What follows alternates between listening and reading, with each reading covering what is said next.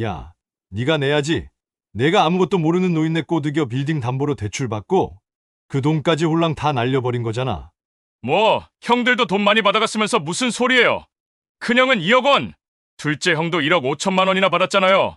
그날 저녁 세 아들은 할머니 문제를 논의하기 위해 모여 있었다.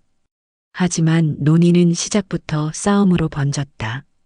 막내 아들 박민수는 울분을 토했고 둘째 민석은 어머니를 아예 양로원에 보내자고 제안했다. 큰아들 민호는 책임 회피만 했다. 그건 다 옛날 얘기고 지금 당장 이자도 못 내는 상황을 만든 건 내 책임이야. 네가 제일 많이 받아갔잖아. 제가 엄마 모시니까 당연히 이 정도는 받아야죠. 형들은 어머니를 위해 뭘 했는데요? 달마다 생활비 보태기 싫으면 형들이 받은 돈부터 당장 다시 내놓으세요. 형들이 돈을 좀 보태줘야 제가 엄마를 계속 모실 거 아니에요. 이런 식이면 저도 엄마 더 이상 못 모셔요. 막내의 말에 둘째 민석은 발끈했다. 뭐? 달달이 돈! 내가 받은 돈은 이미 다 썼는데! 형은 2억이나 받았잖아. 그리고 네가 제일 많이 해먹었으면서 왜 우리한테 이러라 저러라야? 내가 뭘 해먹어요? 사업하다 망한 게 그렇게 죄야? 형은 2억 받고 뭐 했어? 그 돈 다 어디다 썼냐고? 왜 나는 엄마도 모시고 모시는 비용도 다 내야 하는데? 서로에게 책임을 미루는 목소리가 점점 높아졌다. 누구도 어머니를 진심으로 걱정하지 않았다. 각자 자신의 형편이 어렵다는 핑계만 댈 뿐이었다. 이 싸움은 5년째 계속되고 있었다. 빌딩을 담보로 5억 5천만 원을 대출받아 사업을 시작한 막내가 1년 만에 망하면서 시작된 지옥이었다. 며느리 김정숙은 매일같이 할머니를 닥달했다. 어머니, 우리가 언제까지 이자 내는 거 도와드려야 해요? 저희도 애들 교육비 때문에 정말 빠듯한데. 며느리는 할머니가 몰래 남편과 일을 진행한 것에 대한 원망을 쏟아냈다. 그러게 저한테는 상의 한마디 없이 어떻게 집 담보로 그 큰 돈을 덥석 아범에게 주실 수가 있어요? 저는 이 건물 나중에 물려받을 거라고 생각하고 막내인데도 모신 건데 저한테 어떻게 이러실 수가 있어요? 며느리는 건물이 결국 자기 차지가 될 거라 믿었기에 그 기대가 무너진 것에 대해 할머니에게 배신감을 느꼈다. 반면 큰아들과 둘째 아들은 막내가 자신들에게 말도 없이 어머니를 속여 집 담보대출을 받은 것이 모든 문제의 원인이라고 생각했다. 막내가 가장 큰 돈을 받아갔다는 사실도 열통 터지는데 이제 와서 자신들이 달달이 돈을 보태지 않으면 어머니를 못 모시겠다고 나오니 화가 머리끝까지 난 상태였다. 이 모든 원망과 비난이 고스란히 할머니의 몫이었다. 할머니는 그저 고개만 숙인 채 아무 말도 하지 못했다. 이 이야기는 실제로 일어났던 사연을 바탕으로 만들어졌습니다. 할머니의 놀라운 반전이 궁금하시다면 구독과 좋아요로 응원해주세요. 숨막히는 다음 이야기가 지금 이어집니다. 새벽 5시, 아직 어둠이 완전히 걷히지 않은 거리에서 구부정한 그림자 하나가 천천히 움직이고 있었다. 75세 박순덕 할머니는 낡은 리어카를 끌며 골목 곳곳을 뒤지고 있었다. 한때는 하얀 것이었을 면바지는 이제 누런빛으로 변했고 털실로 짠 조끼는 여기저기 올이 풀려 있었다. 어머, 또 나오셨네요. 편의점 사장이 고개를 흔들며 중얼거렸다. 4층짜리 연립빌딩의 주인이라는 할머니가 매일 새벽마다 폐지를 줍는 모습은 동네 사람들에게는 이미 익숙한 풍경이 되어버렸다. 할머니의 거칠어진 손은 능숙하게 골판지 상자들을 골라냈다. 무릎이 아픈지 자꾸만 아이고 소리가 나왔지만 리어카가 가득 찰 때까지 멈추지 않았다. 할머니, 집에 들어가세요. 추워요. 지나가던 대학생이 안쓰럽다는 표정으로 말했다. 하지만 할머니는 고개만 끄덕일 뿐 발걸음을 멈추지 않았다. 멈출 수가 없었다. 그날 오후 집으로 돌아가는 길, 할머니의 마음은 무거웠다. 오늘도 2만 원이 채 안 될 것 같았다. 은행에서 매달 나가는 대출 이자만 200만 원. 그 돈을 마련하기 위해서는 하루도 쉴 수가 없었다. 엄마, 또 폐지 주우러 나가셨어요? 할머니의 방문을 쾅쾅 두드리며 막내 아들 박민수가 짜증이 가득한 목소리로 말했다. 엄마 때문에 창피해서 못 살겠어요. 동네 사람들이 우리 보고 뭐라고 하는지 아세요? 건물주가 새벽마다 폐지를 줍는다고 다들 수군거리고 결국 우리까지 욕하잖아요. 며느리 김정숙도 옆에서 거들었다. 화장을 진하게 한 얼굴에 불만이 가득했다. 우리도 체면이 있다고요. 세입자들도 이상하게 쳐다보고 애들 학교에서도 소문이 쫙 났어요. 할머니는 방 안에서 그 소리를 들으며 가슴이 무너져 내리는 것 같았다. 눈가에 주름이 더 깊게 패였다. 사실 5년 전만 해도 할머니는 이 동네에서 꽤 알려진 부자였다. 남편이 할머니 명의로 사둔 부동산과 꾸준한 임대 수입으로 넉넉하게 살았다. 하지만 새 아들이 수년에 걸쳐 그 재산에 손을 댔다. 첫째 아들은 사업한다며 2억 원, 둘째 아들은 손자들 유학 보낸다며 1억 5천만 원, 그리고 막내까지. 엄마, 제가 진짜 대박날 확실한 아이디어가 있어요. 이번에 투자만 해주시면 제가 엄마 평생 책임지고 모실게요. 이 빌딩 담보로 대출받아서 치킨 프랜차이즈 매장 몇 개만 차리면 한 달에 순수익이 몇 천만 원은 나와요. 한국에서 치킨집은 절대 망할 리 없잖아요. 엄마도 잘 아시잖아요. 막내의 달콤한 말에 넘어간 게 화근이었다. 빌딩을 담보로 5억 5천만 원을 대출받았는데 막내는 사업한다며 그 돈을 모두 써버렸다. 하지만 사업은 1년도 안 되어 망했고 남은 건 빚뿐이었다. 지금 이 빌딩의 시세는 4억 8천만 원이지만 대출 잔액은 5억 5천만 원이었다. 팔아봤자 빚만 더 남는 상황이었다. 엄마가 그때 저를 좀 말렸어야죠. 그러니 엄마도 제가 이렇게 된데 일부 책임 있으신 거잖아요. 솔직히 현금 숨겨두신 거 진짜 없어요? 그거 좀 주시면 제가 몇 배로 불려서 당장 대출도 다 갚고 어머니 폐지 안 모으셔도 되게 해드릴게요. 잇따르는 원망과 의심이 칼날처럼 쏟아졌다. 할머니는 그저 고개만 떨군 채 아무 말도 하지 못했다. 할머니, 또 냄새나요. 중학생인 손자가 코를 막으며 말했다. 할머니는 폐지를 주우느라 온몸에 쓰레기 냄새가 밴 것이었다. 민준아, 할머니한테 그런 말 하는 게 아니야. 할머니가 상처받은 표정으로 말했지만 손자는 이미 짜증스러운 표정으로 제 방으로 들어가 버렸다. 그러게 대체 왜 아범한테 말도 없이 그 큰 돈을 해주셔가지고 이 사다를 내시냐고요. 어머니 때문에 우리가 얼마나 마음 고생하는지 아세요? 며느리가 차갑게 쏘아붙였다. 밤이 되면 할머니는 혼자서 남편의 유품이 들어있는 낡은 장롱 앞에 앉곤 했다. 남편이 돌아가신 지 벌써 7년. 그때는 이런 일이 벌어질 줄 꿈에도 몰랐다. 남편이 남긴 낡은 시계를 만지작거렸다. 여보, 내가 잘못했어. 애들 말만 믿고 당신이 그렇게 말렸는데. 할머니의 눈에서 눈물이 흘러내렸다. 남편은 생전에 늘 말했었다. 순떡아, 애들한테 돈 다 퍼주지 마. 내가 꼭 쥐고 있어야 나중에 애들이 우릴 존중해. 하지만 할머니는 자식들을 너무 사랑했다. 그들이 힘들어하면 자신이 더 아팠다. 그렇게 모든 걸 다 주고 나니 이제 남은 건 빚뿐이었다. 어느 날 할머니는 남편의 낡은 양복을 정리하다가 안주머니에서 이상한 봉투 하나를 발견했다. 노란색으로 바랜 봉투 안에는 토지대장과 등기부등본이 들어있었다. 이게 뭐지? 할머니는 돋보기를 쓰고 서류를 자세히 들여다봤다. 주소를 보니 시 외곽의 어떤 땅이었다. 면적은 제법 넓었지만 할머니는 그 땅의 존재를 까맣게 잊고 있었다. 아, 맞다. 여보가 젊었을 때 내 이름으로 사둔 그 땅.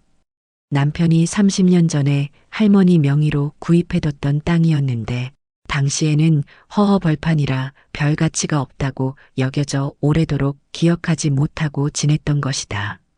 할머니는 잠시 생각에 잠겼다.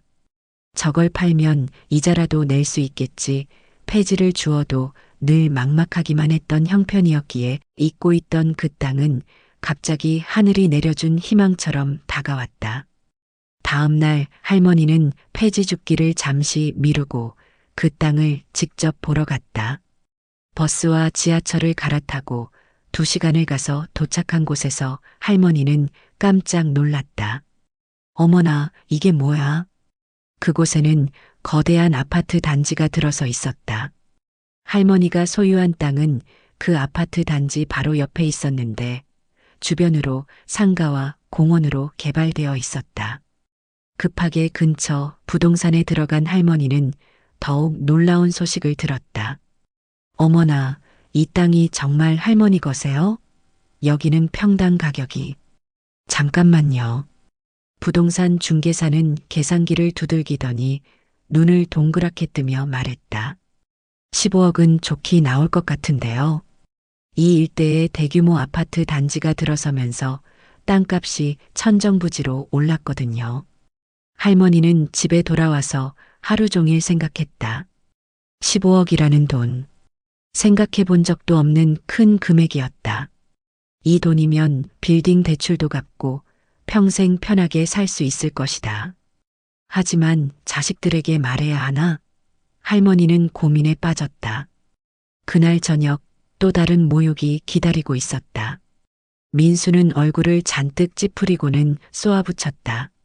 엄마, 내일까지 이자 100만 원 더 내야 한다는데요. 어떻게 하실 거예요? 저도 더 이상 못 도와드려요. 엄마가 알아서 해결하세요. 며느리도 차갑게 말했다. 정말 답답해 죽겠어요. 다른 집 시어머니들은 자식들 도와주기 바쁜데 어머닌 어떻게 저희한테 집만 대세요. 여보, 뭐 그렇게까지 말을 해. 아내 몰래 어머니를 설득해 큰 돈을 잃은 막내 아들은 염치가 없으니 일단 아내를 말리는 척은 했지만 진심은 아니었다. 왜요? 사실대로 말하는 건데. 어머니 때문에 우리가 얼마나 고생하는지 아세요? 그 순간 할머니의 마음속에서 무언가가 확실해졌다. 이 사람들은 자신을 가족이 아니라 짐으로 여기고 있었다. 돈이 있을 때는 엄마 어머니 했지만 이제는 귀찮은 존재일 뿐이었다. 알겠다. 내가 알아서 할게. 할머니는 조용히 말했다. 일주일 후 할머니는 혼자서 변호사 사무실에 갔다. 땅을 매매하는 절차를 진행하기 위해서였다. 변호사는 친절하게 모든 과정을 설명해 주었고 할머니는 신중하게 서류에 도장을 찍었다. 매매가 성사되었다. 땅은 14억 8천만 원, 건물은 4억 6천만 원에 팔렸다. 할머니는 먼저 빌딩 대출 5억 5천만 원을 모두 갚았다. 그리고 양도소득세 등 각종 세금 2억 5천만 원을 내고 나니 손에 쥔 돈은 11억 4천만 원이었다.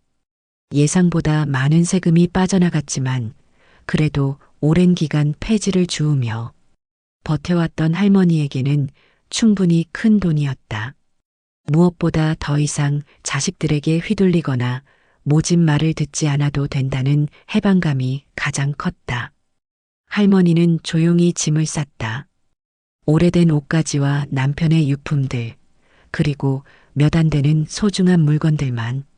엄마, 지금 어디 가세요? 그리고 빌딩은 어떻게 파신 거예요?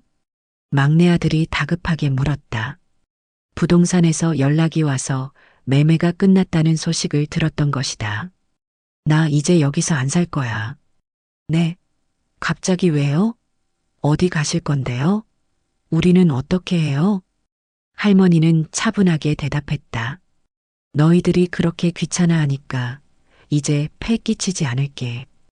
그리고 집도 너희 집이 아니었잖니. 내 집이었어. 엄마, 무슨 말씀이세요? 우리가 언제 엄마를 귀찮아했어. 그냥 우리도 답답하니까 한 소리지. 대출도 내가 갚았고 빌딩도 내가 팔았다. 이제 너희 앞날은 너희가 알아서 해라. 할머니는 현관문을 향해 걸었다. 엄마, 잠깐만요. 돈은 어디서 나셨어요? 뭐, 저 몰래 숨겨둔 돈 있었던 거지? 그런 거야? 하지만 할머니는 뒤돌아보지 않았다. 할머니가 선택한 곳은 시내에서 조금 떨어진 프리미엄 실버타운이었다. 입주비 2억 원을 내고 매월 250만 원이면 식사, 청소, 빨래, 병원 서비스, 그리고 다양한 여가 프로그램까지 모든 것이 해결되는 곳이었다. 박순덕님 환영합니다. 시설 직원들은 할머니를 친근하게 맞이해 주었다. 깔끔하게 정리된 개인 방과 넓은 공용 공간, 그리고 정원까지. 할머니는 마치 꿈을 꾸는 것 같았다. 박순덕님이시죠? 저는 같은 동에 사는 이영자예요. 활발해 보이는 할머니 하나가 다가왔다. 나이는 비슷해 보였지만 옷차림이나 표정이 훨씬 밝고 건강해 보였다. 어머, 반갑습니다. 처음 오셨죠? 여기 정말 좋아요. 저도 3년째 살고 있는데 너무 만족스러워서요. 오후에는 서예 교실도 있고 목요일마다 요리 수업도 해요.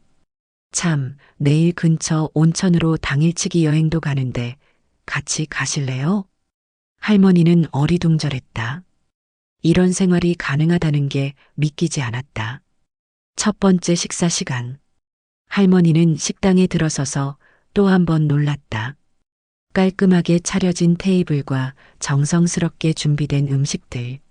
집에서는 며느리가 눈치를 줘서 하루 한 끼, 그것도 라면으로 끼니를 때우는 일이 많았는데 여기서는 매일 이렇게 제대로 된 식사를 할 수 있다니. 순덕 씨, 여기 앉으세요. 이영자 할머니가 손짓했다. 테이블에는 이미 몇 분의 할머니들이 앉아 있었다. 이분이 새로 오신 박순덕 씨예요. 어머, 반갑습니다. 저는 최정희예요. 저는 김말순이고요. 따뜻한 인사들이 할머니의 마음을 녹였다. 이렇게 자연스럽게 웃으며 대화를 나누는 게 언제만이었을까? 며칠이 지나면서 할머니는 이곳의 생활에 점점 적응해 갔다. 아침마다 정원을 산책하고 오후에는 서예를 배우고 요리도 하고 때로는 가까운 박물관이나 공원으로 견학도 갔다. 무엇보다 좋은 건 함께할 친구들이 있다는 것이었다. 이영자, 정희, 말순 할머니와는 금세 친해졌다. 서로의 사연을 나누고 때로는 함께 울기도 하고 웃기도 했다. 한편 할머니가 떠난 후 아들들은 큰 충격에 빠져 있었다. 갑자기 살던 집에서 쫓겨나게 된 것이다. 5억이 넘는 대출이 어떻게 갚아졌는지, 할머니가 어디서 그런 돈을 구했는지 전혀 알 수 없었다. 형님, 엄마가 정말 돈을 숨겨두셨던 걸까요? 막내 민수가 불안한 표정으로 물었다. 전셋집을 급하게 구해서 이사를 했지만 앞으로가 막막했다. 그럴 리가. 엄마가 돈이 있으셨다면 왜 폐지를 주우러 다니셨겠어? 첫째 박민호도 의아해했다. 며칠 후 이들은 할머니가 프리미엄 실버타운에 입주했다는 소식을 들었다. 그것도 입주비만 2억 원, 매달 250만 원씩 내는 고급 시설에. 이게 말이 돼? 엄마가 어떻게 해? 아들들은 급하게 실버타운으로 달려갔다. 하지만 할머니는 면회를 거부했다. 어머님께서 아직 만나기 싫다고 하시네요. 직원의 말에 아들들은 당황했다. 저희는 아들들인데요. 어머님께서 당분간은 가족 면회를 받지 않으시겠다고 분명히 말씀하셨습니다. 결국 아들들은 빈손으로 돌아갈 수밖에 없었다. 6개월이 지났다. 할머니는 완전히 다른 사람이 되어 있었다. 규칙적인 식사와 운동, 그리고 스트레스 없는 생활 덕분에 건강도 많이 좋아졌다. 무엇보다 마음이 편해졌다. 그리고 할머니는 뜻깊은 일을 시작했다. 남은 돈 중 6억 원은 자신의 노후 생활비로 안전하게 보관해 두었다. 그리고 3억 원을 세무사와 상담 후 2개의 정식 재단에 기부하기로 했다. 1억 5천만 원은 불우한 대학생들의 장학금으로, 나머지 1억 5천만 원은 자신과 같은 처지의 독거 어르신들을 돕는 데 사용하기로 했다. 할머님, 정말 감사합니다. 장학금을 받게 된 대학생이 할머니를 찾아와 인사했다. 덕분에 학업을 계속할 수 있게 됐어요. 그래, 공부 열심히 해라. 할머니의 얼굴에 환한 웃음이 피었다. 그날 오후 할머니는 편지를 썼다. 아들들에게 보내는 마지막 편지였다. 민호, 민석, 민수야. 너희들이 궁금해할 것 같아 이 편지를 쓴다. 내가 어디서 돈이 났냐고? 너희 아버지가 젊을 때 내 이름으로 사둔 땅이 있었어. 아주 오래전에 사서 잊고 살았는데 그걸 팔게 되었단다. 그 돈으로 빚도 다 갚고 빌딩도 정리했지. 너희들에게는 이미 줄 만큼 다 주었다. 이제 그만하면 됐어. 더는 줄 것도 없고 줄 마음도 없다. 남은 돈은 모두 좋은 곳에 썼다. 나처럼 가진 것 없이 힘들게 살아가는 젊은이들과 나이 든 사람들을 위해 기부했단다.